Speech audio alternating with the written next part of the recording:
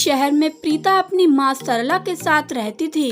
प्रीता की एक बहन थी माहिरा, जिससे वह बहुत प्यार करती थी।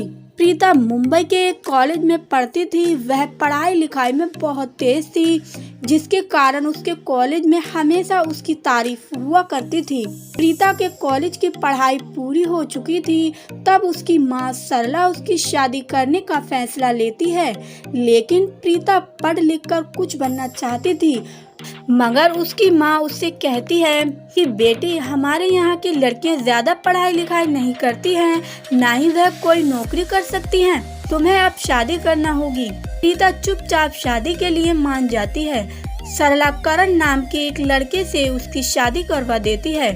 करण प्रीता से बहुत प्यार करता था। शादी के बाद एक दिन करण और प्रीता अपनी माँ सरला के घर घूमने आ रहे थे।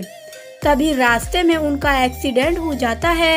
एक्सीडेंट होने के कारण उसका पति करण मर जाता है। प्रीता को बहुत चोट पहुंचती है। आसपास के लोग प्रीता और करण को हॉस्पिटल ले जाते हैं और ले जाकर उनकी फैमिली को फोन कर देते हैं। उनकी फैमिली वाले वहां आ जाते हैं। प्रीता के सास राखी बहुत अच्छी थी। वह अपनी बहू प्रीता का खूब ख्याल रखती है।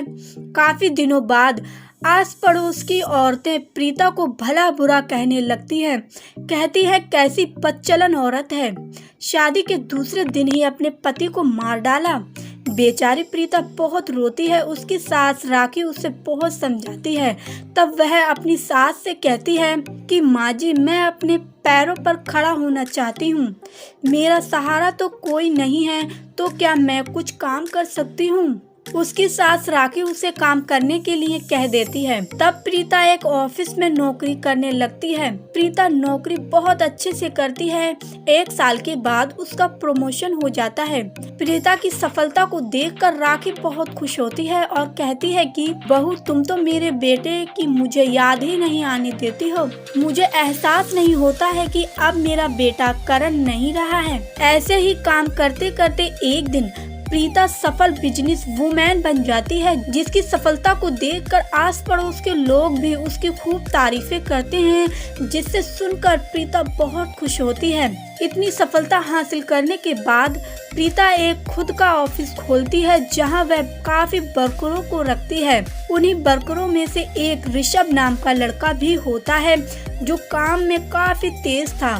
प्रीता उसे अपना असिस्टेंट बना लेती है और कुछ दिनों बाद ऋषभ और प्रीता दोनों एक दूसरे से प्यार करने लगते हैं। ये बात प्रीता अपनी सास राखी को आकर बताती है।